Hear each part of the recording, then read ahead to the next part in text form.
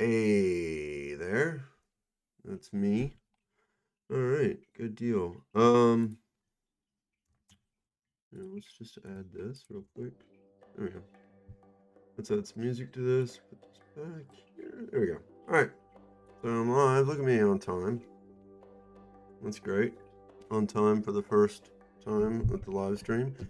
So it's been a little bit, but my party has finally done the siege of Fort Vengeance. Camp Vengeance. It took a lot longer than I thought.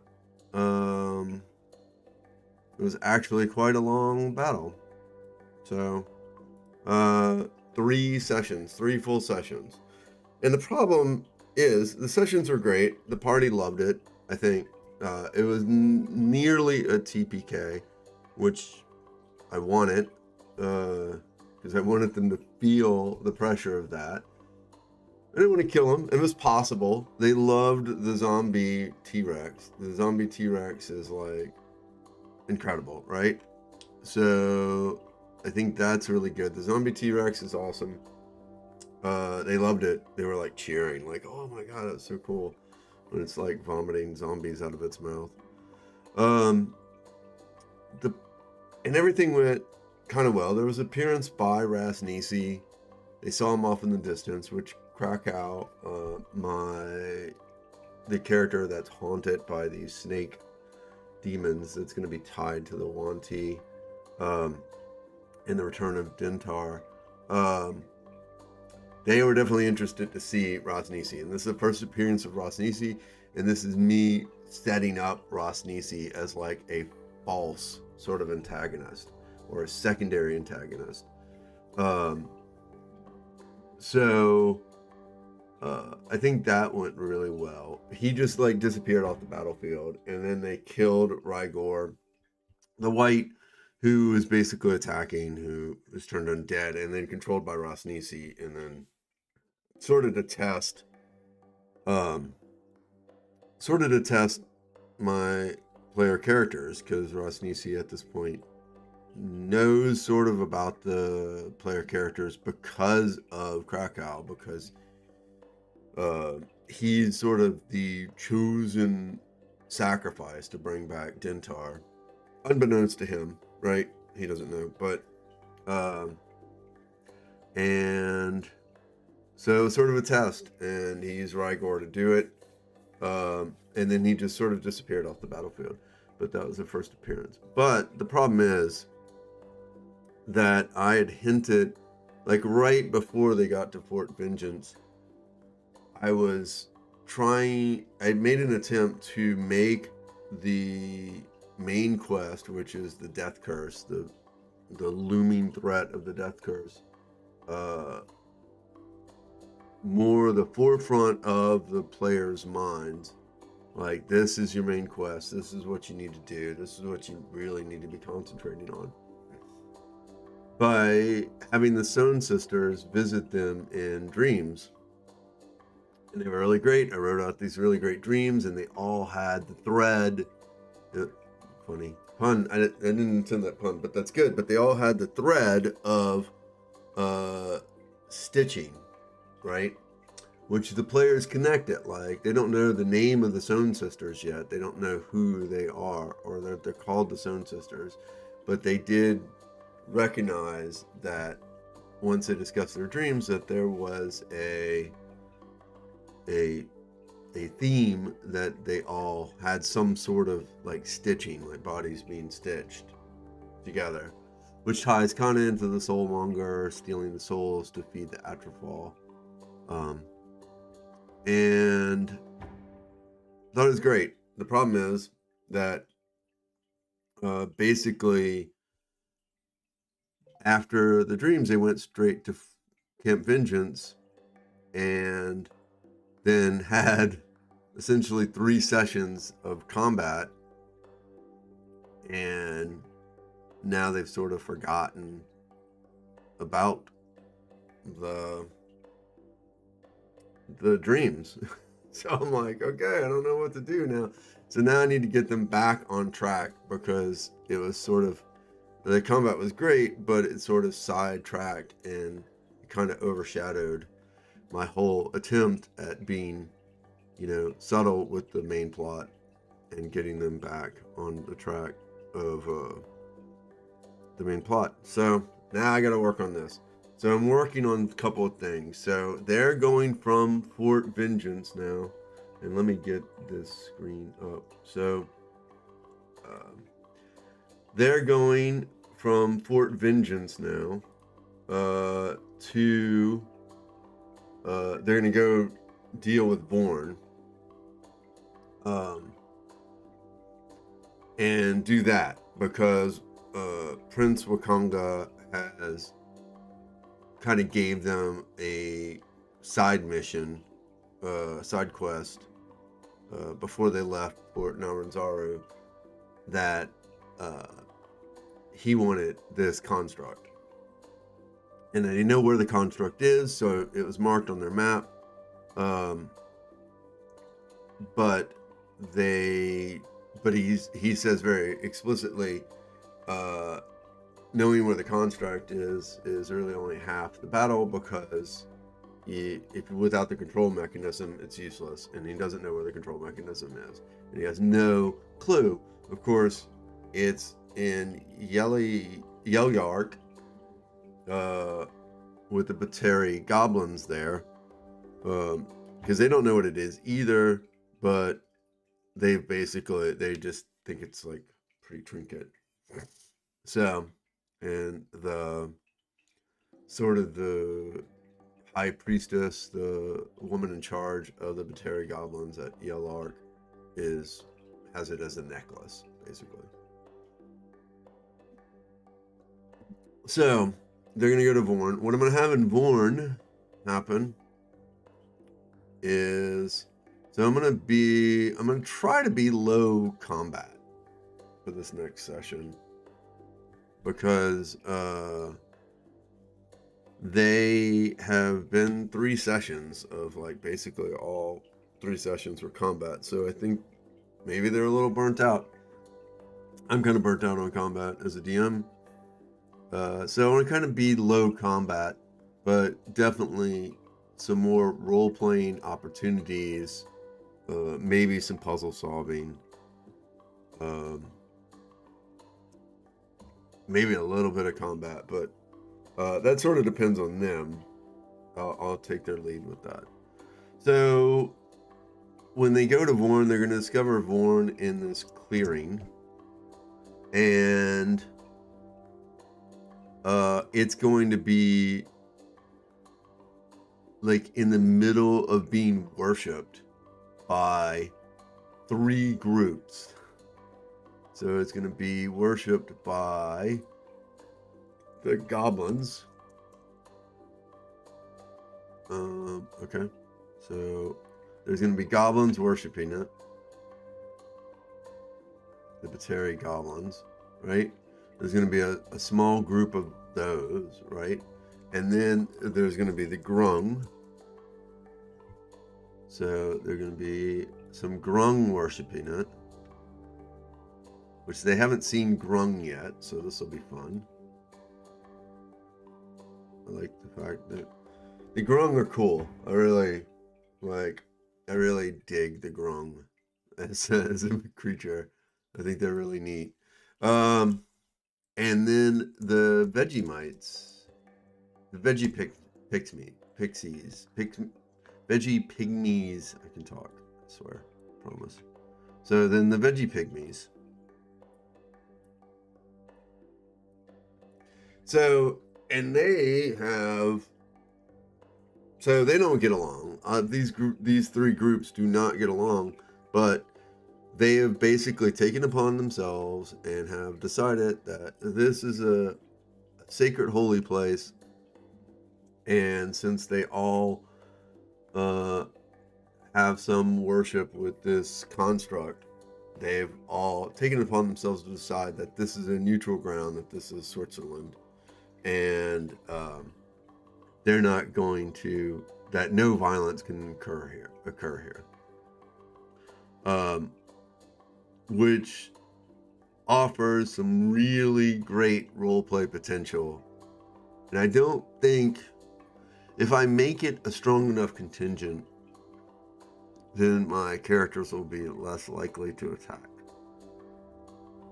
So I want to make it a decently strong contingent of these three groups, because if they were attacked, if one of the groups were attacked, all the groups would attack, I think. Or they might just sit back and watch the other group get slaughtered. As long as they wouldn't get involved, though. I don't know. I definitely want to make sure that when the players encounter this clearing with Vorn, that they are not inclined to attack, that they see this attacking sort of. So this is going to be Vorn. And I am going to definitely nerf Vorn. So this is not the stats I will be using for Vorn, because having a construct, a shield guardian construct at 4th level is way overpowered.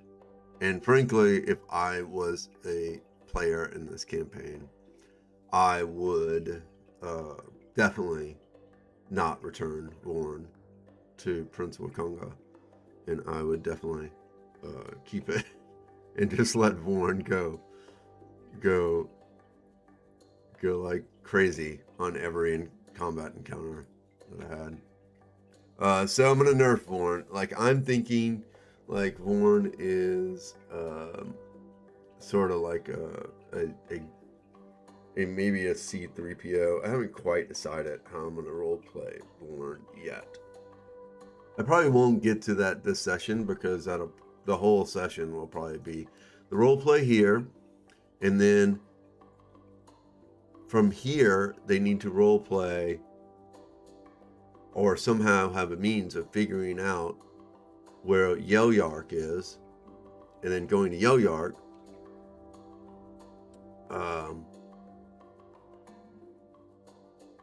and then talking with the priestess there, and then finding a way to actually convince her to get the control mechanism, or they just slaughter the entire village of Bateri goblins, and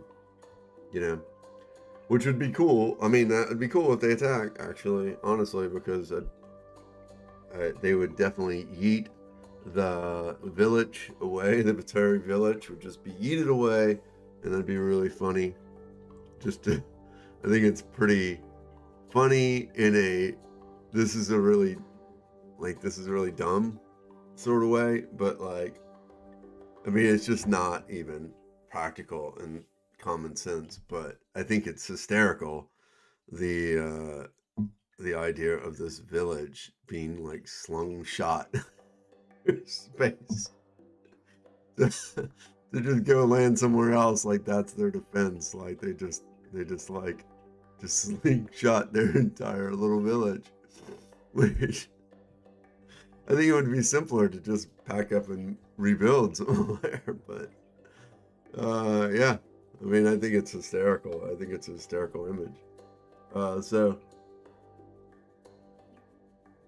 that would be fun if they actually like kind of force the hand of the goblins to eat their village, slingshot their village out into space. Yeah, that would be hysterical. Do I have a map for Yelyark? I think I might.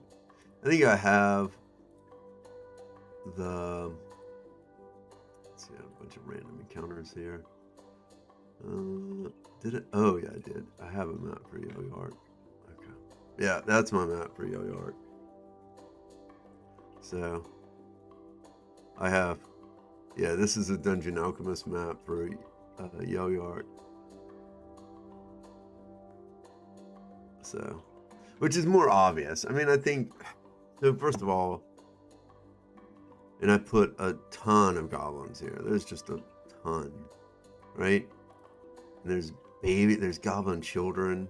Like, you have to be cold-hearted. There's goblin children. There's little families here. I want it like a cute little scene, right? There's babies. Like, they would go in and just slaughter these babies. I mean, I think that would be just cold. Like, characters that have to be evil. And a couple of them, like my paladin and stuff, the paladin, she certainly won't go for it. And I don't think some of the others would either. So, yeah. So, they need to find a way. And I did that to sort of, the tug on the heartstrings to hopefully kind of convince them in a roundabout way to find a way to solve this without combat. So, anyway, like the whole launcher thing in the village, I think it's like it being hidden is kind of dumb because there's no way you would notice this contraption. Like whatever contraption they had to do this, because they're doing this with like trees and just like I don't even know how they're doing this logically, right? Like scientifically, I don't even understand how this would work, but like they're doing this somehow, right? And so it would, in my mind, this would be super obvious that wouldn't take much to figure out like this is some kind of crazy slingshot mechanism to slingshot this village. So yeah. So that's sort of step one. That's going on. Like this whole thing with Vorn, going to Yoyark, dealing with the priestess, which I think here, yep, that's the goblin boss. So, which I need to find a good icon. Oh, I did find an icon for her, but picture up. But anyway, so that's the goblin boss there, and they need to find a way to get the amulet off of her, which is really not. I'm not gonna make it hard. It's gonna be like a straight up. They're willing to trade stuff. What actually might be more difficult than getting the amulet, because to the Bateri, this amulet, this is just like a bauble. They don't know, they don't understand that it controls Vorn. So this is just like a pretty bauble. So you could trade a prettier bauble for it, and that would work. But I think once they activate Vorn, then it's going to be like all hell's going to break loose between the Grung, the veggie pygmies, and the Bateri goblins.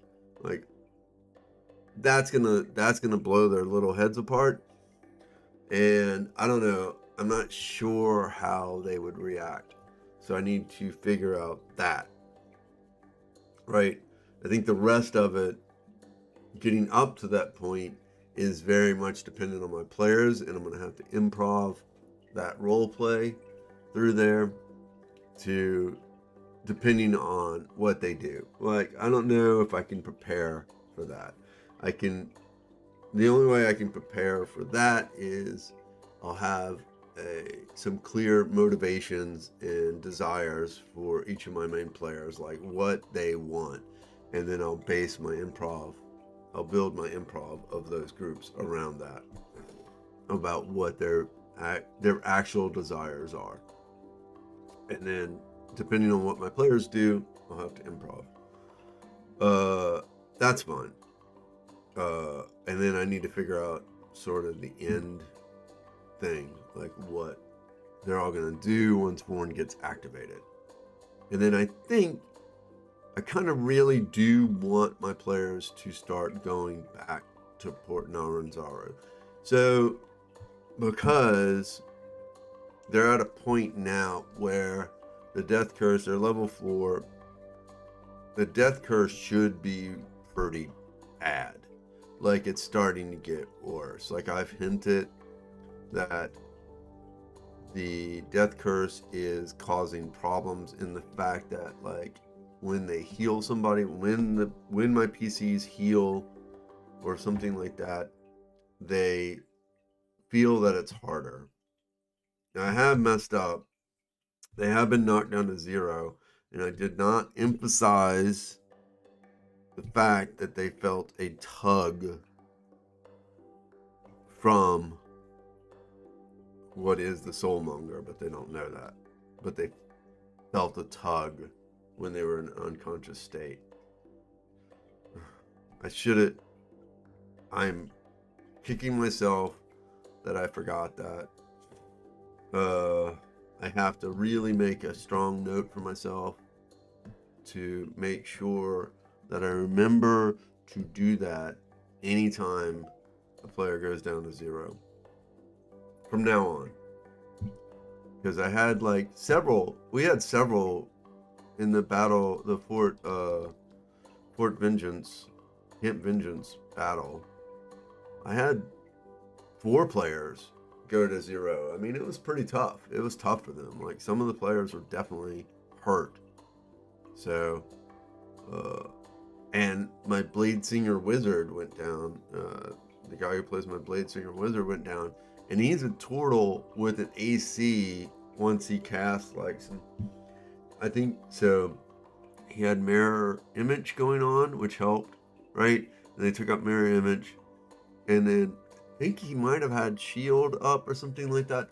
And so he had like an effective AC of 21, which is 4th level, is amazing and very hard to hit. But the T-Rex actually knocked him out, like the zombie T-Rex, because it's way overpowered for 4th level, right? But so it knocked him out, and like he almost never goes down because he's like, you know, a melee wizard, which is crazy. I mean, it's a cool combo, actually. It works. It's fun. It's cool with the turtle. It really works. I mean, I think that's a good combo. The turtle and the melee wizard, the Blade Singer Wizard, really good. I got to give him props. He's one of my min-max players, and so it's always a challenge to find a way to sort of get to him. Besides the point, I should have been telling them when they got knocked to 0 that they felt this tug on their soul, basically, which is another hint of death curse, which I missed. And so, you know, I'm not perfect. I know I give a lot of advice on how to DM and stuff like that, but sometimes you mess up, and you just got to roll with it. And you know, it's weird if you have to go and retroactively put things in. So I don't want to do that. So I need to make sure that I have a really strong note. Like, I'm gonna probably put it like in big letters on my DM screen. Like, if a player goes to 0, you know. So, okay, so sort of sidetracked a little bit. What I want to do now is I want to get to the important Naruto eventually. Now, probably not this session, because this would be combat, and I want to sort of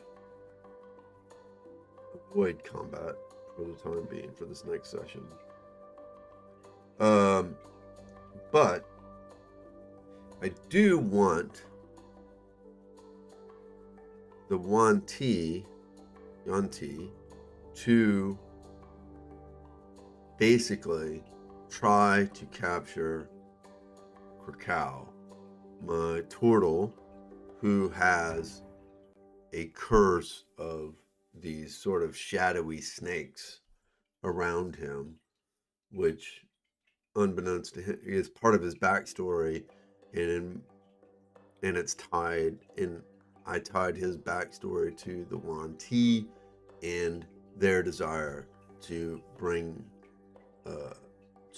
break Dentar from their chains so they can be unleashed upon this material plane and eat the sun.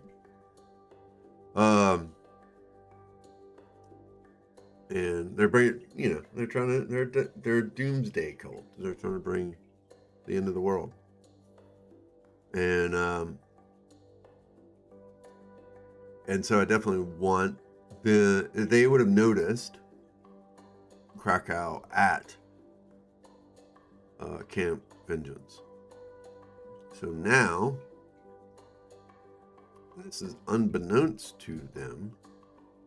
Now, Rosnici, part of the reason Rosnici did that, in my headcanon, is that he wanted to see the player characters directly.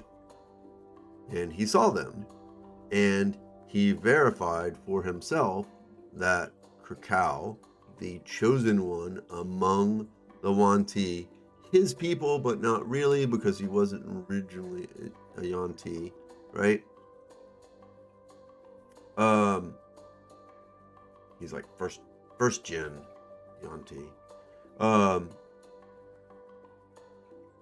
That Krakow is the chosen sacrifice that is prophesized to bring about the materialization of Dintar into this plane of existence, to escape Dintar's bondage. So now, the other Yuan-ti would know this. I don't think so. In my headcanon, this is just me sort of brainstorming here. In my headcanon, Rosnici doesn't really care about the Yuan-ti. So he is a Yuan-ti, yes, and it is a means to an end for him. So that's why he is what he is right now. But he doesn't really care about bringing Dintar back. It's not really his goal. He lived for a really long time before he became a Yuan-ti, and Ubtao imprisoned Dintar, right? So, and was charged with ensuring that Dintar stayed in bondage and not be released upon the world.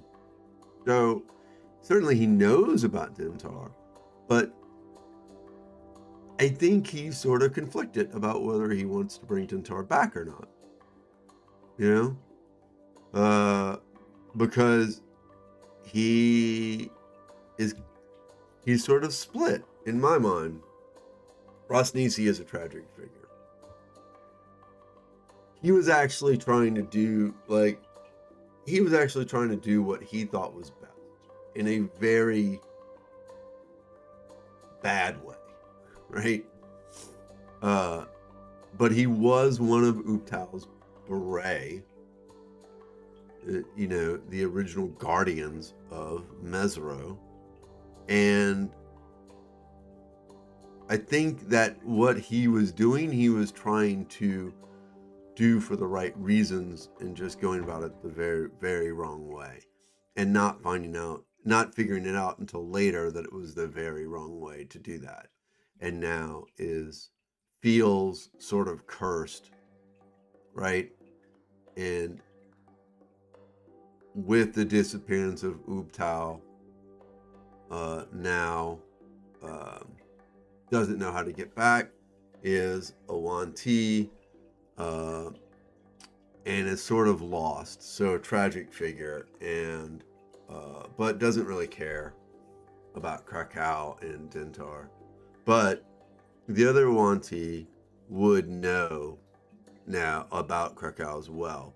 And the people that are sort of on the same level, the leaders of the Yuan-ti would definitely care. They would, they would definitely care about Krakow. And so they would send out and Rosnisi would probably be part of this to be, but not really his doing. Like, he could sort of care less, I think, in my head. But like, they would send out Yuan-ti soldiers to then capture Krakow. So this would be a constant sort of threat, right? And then, so the party goes off, probably after they solve the thing with Born, right? And are ambushed by a Yuan-ti scout party.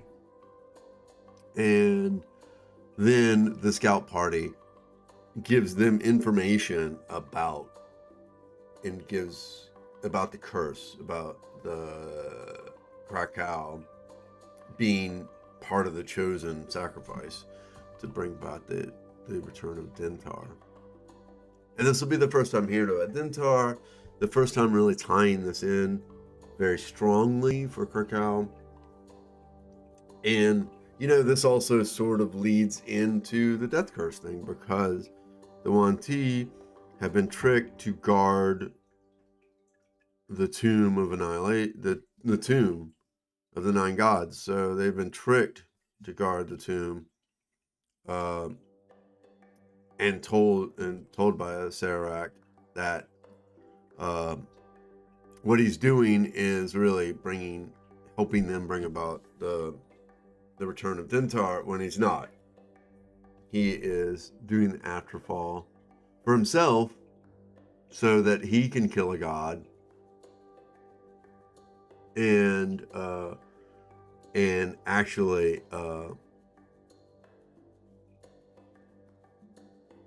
inhabit and ensure that he is truly immortal, even if someone were to destroy his phylactery. So that's my head, right? That might change, but that's what's in my head now, is that the reason that he's doing the afterfall in the first place is because it's a god that he can raise, right? Like right now it's like a god fetus. And so once it is birthed with enough souls and then is born as a god, he will instantly kill it. And then through the process of killing this god, now he has become truly immortal, because he's not even tied to his phylactery anymore. Like, killing the god ties him to the rest of the undead in the entire in all of Faerun. And so now, as long as there are undead in Faerun, even if there's just one undead in Faerun, then he cannot be killed. And so it's like, by killing this god, all the undead in this entire plane are now essentially phylacteries for Acererak.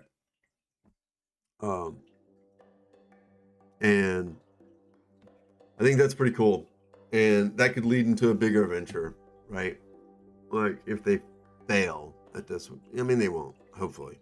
But if they fail, that could lead to a bigger adventure. And then from here, you could expand upon this too. Like, if they kill the Afterfall, they're not really going to kill Acererak, because they're not going to be able to, because he doesn't have this phylactery in the Tomb of the Nine Gods. That would be silly.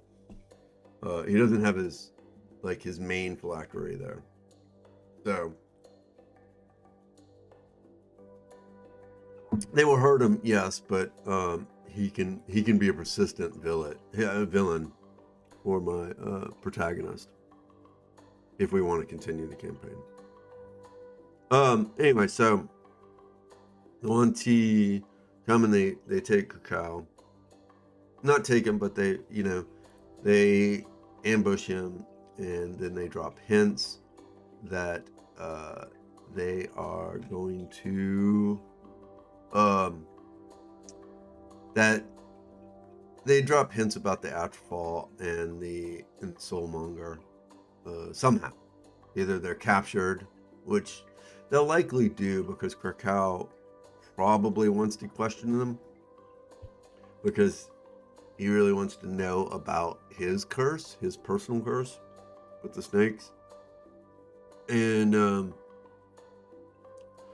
that's his main reason for being in Chult. That's the reason he's in Chult in the first place, because he was told that the answers lied in Chult, which is because he's from the snout of Umgar,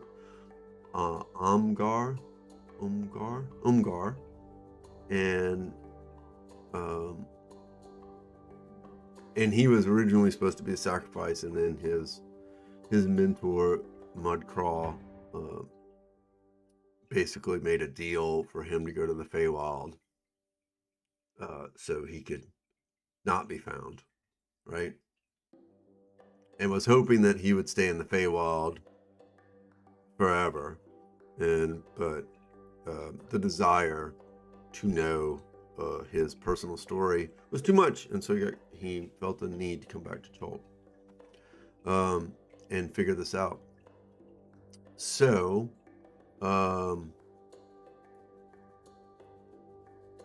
yeah, that's my main problem, right? Is to tie this all in and get the main quest really done, like really, really done. You know, like to get it like firmly in my player's mind that they need to be concentrating on this main quest.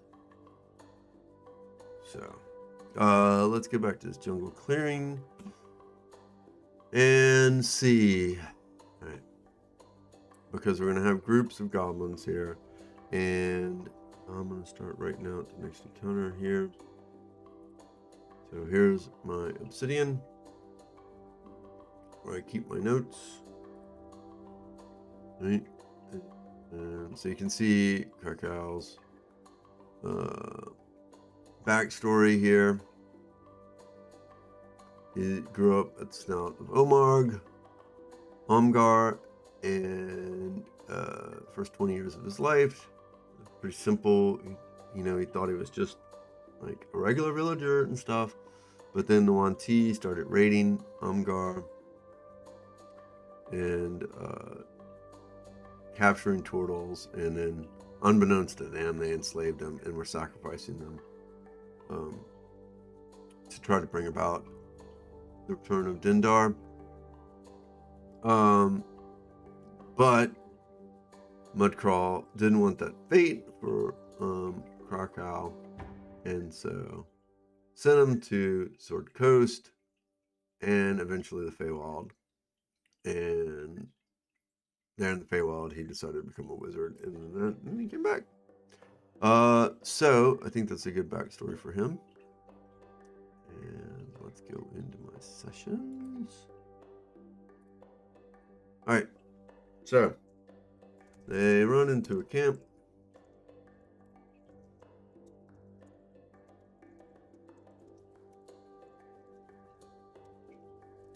They're clearing.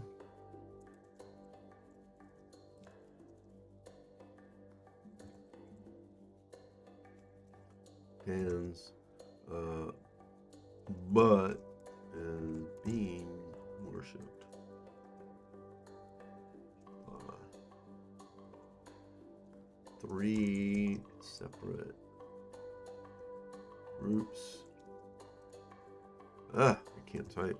Okay. Atari goblins. Rung. And veggie pygmies. Alright. So now they're going to this is a sacred place for them. Place where even though the groups don't like each other,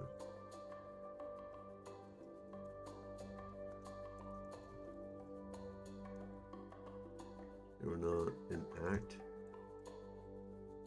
Oops.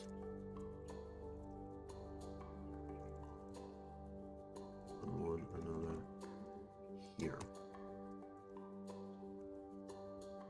believe Vorn to be some sort of metal god.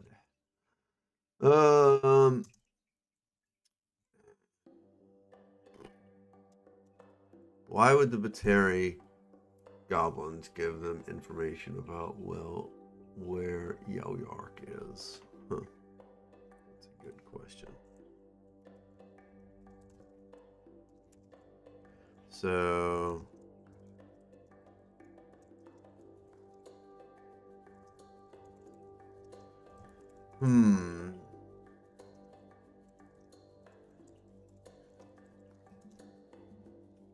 why would they do that? Like, they're not just gonna be like, yeah, oh yeah, our hidden village is over there. Like, just go right over there, around the corner. Yep, you'll see it. It's our hidden village where we are so nervous about people, so nervous about attack that we will slingshot it into space if we feel danger. So they're not going to want to give up the information about. They could follow them. They'll probably follow them. I would let them track them. It'd be days, though. I think it'd be several days. Let's see.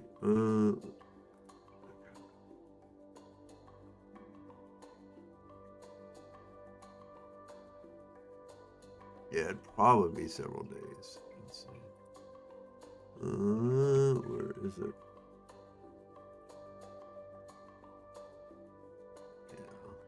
So you can see, okay, here is Vorn, right here, and there's Yellow. Okay, it's like a 2-day. It's like a 2-day journey by over land. There's Vorn. There's Yel'Yark. So right there.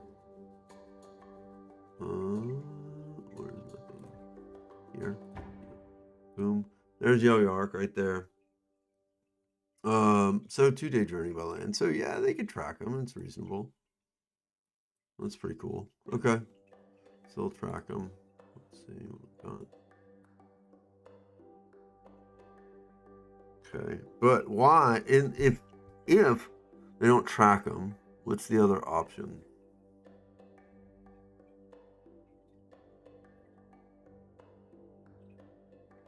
So they could intimidate the Bateri goblins, but I don't know if that would go over well. They could definitely appeal to their greed.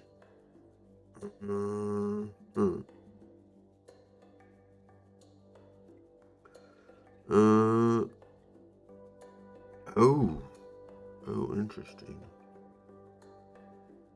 Interesting.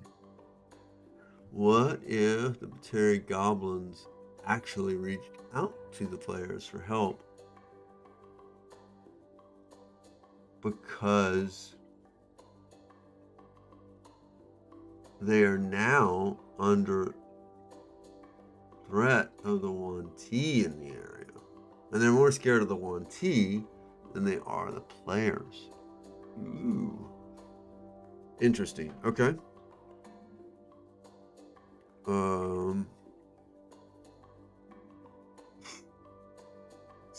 The other possibilities are they could capture. They could, once they start getting close to Vorn, Bateri Goblin could spy on them, and then they could find that Bateri Goblin and then persuade them, right? Yep.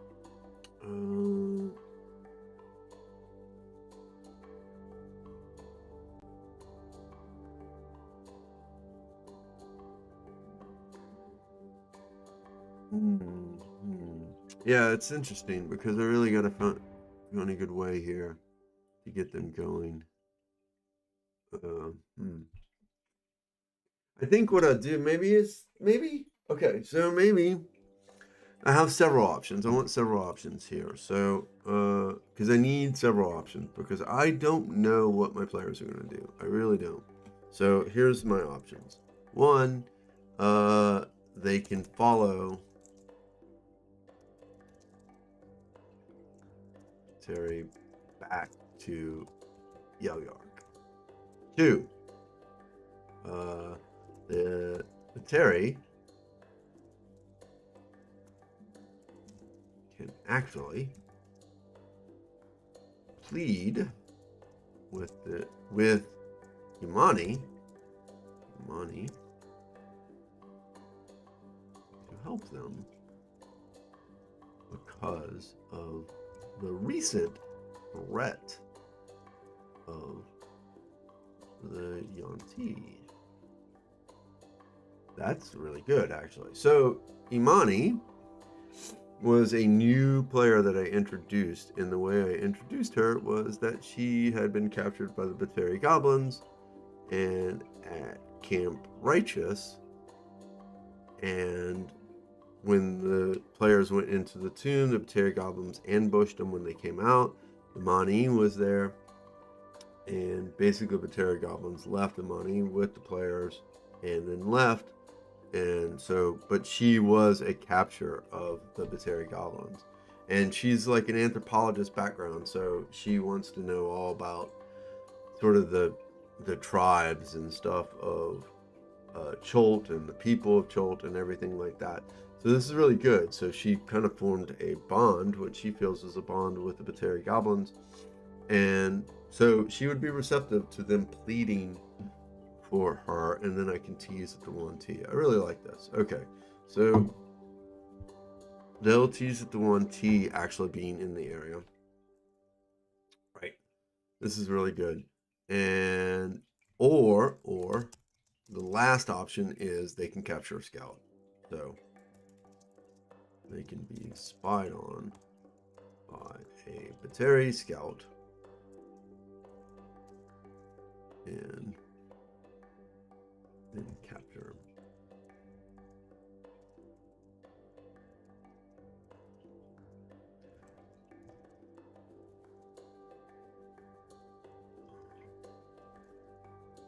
I really can't type. What's wrong with me? So, okay. Those are my 3 options, and 1 and 3 only have a percentage chance of success, where I think 2 has a near 100% chance of success. So, because if they can't find Yell-Yark, then it's just them stumbling around in the dark, and the campaign sort of stops. It like really. So I need to have 3 ways to make sure my players get to Yell-Yark, because you never know. This is like 101. You cannot only have one way for players to do something that has to be done, that they have to do, because if they don't do it as a DM, you're screwed, because now they're just stumbling around in the dark or whatever. So you really need to have backup for everything when it's really dependent that your players get there. So then the players get to Yell-Yark. The Yell-Yark is going to be full of heartstring moments, little cute goblin children and cute goblin families that are just like, oh, you know, like, these aren't warriors. This is a village. Like, yes, they have warriors in it, and they have scouting parties and stuff like that. But one, the Bateri didn't attack the player characters at Camp Righteous. They negotiated with them for what they wanted, and the 2 parties walked away in peace. No fighting happened, right? So these goblins, they already know that these goblins can be reasoned with, right? 2, you go into a village and it's just like full of families and children. Definitely, it's hard pressed to convince that player characters, unless they're total murder hobos, are going to murder a whole village that's full of children and stuff. So I think I'm safe there. So they're going to negotiate with the priestess. Of course, they could go other ways, so you have to be prepared for that, because so they have to find Yell-Yark. Point 1, they have to, right? Second thing that needs to happen, they have to get the control amulet from the priestess. Have to, for this storyline to progress, right? 3, they have to go and activate the control amulet at Vorn and then deal with the fallout of animating these three groups, Metal God, and what these three groups are going to do. So that I don't know, but I think that is an entire session. And that's pretty good. That's an entire session of roleplay, which I think, okay. So I think that's good. I think I have it. I'm sorry that you had to be see this crazy brainstorming session here. I know it's nuts. It's mostly me talking to myself and brainstorming these things out. But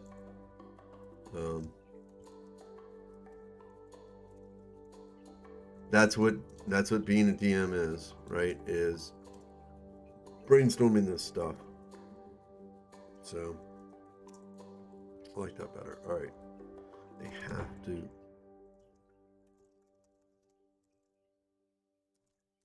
Yo, Yark. Have to get the control limit.